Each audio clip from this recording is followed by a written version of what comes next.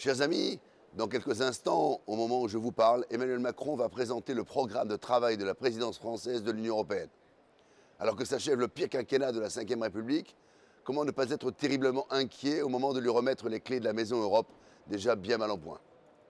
Le pass vaccinal a été définitivement adopté par l'Assemblée nationale, dont une partie des membres a sabré le champagne pour célébrer la perte de nos libertés. Quelle honte!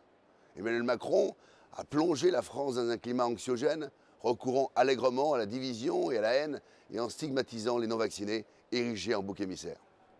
Depuis 4 ans, le gouvernement d'Emmanuel Macron a laissé s'installer l'impensable en imposant le recul du pouvoir d'achat, l'explosion de l'insécurité, la réglementation de la pensée unique par la loi contre les fake news, la destruction de notre système de retraite, la submersion migratoire, le saccage des hôpitaux avec notamment la fermeture de 5700 lits en pleine pandémie et à présent, le pass vaccinal, véritable outil de contrôle social et du recul de nos libertés, faisant que demain, aux yeux de Macron, ceux qui ne sont pas vaccinés ne seront plus de vrais citoyens.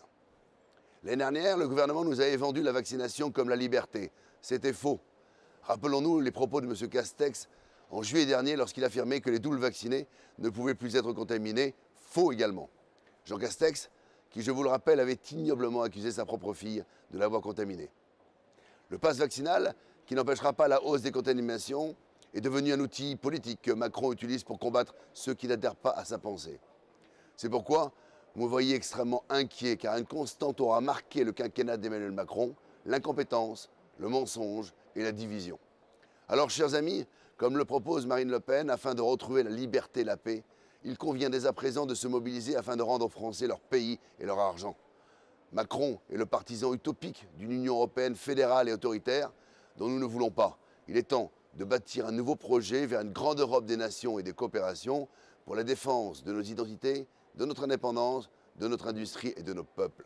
Avec Marine Le Pen, faisons la France, faisons l'Europe.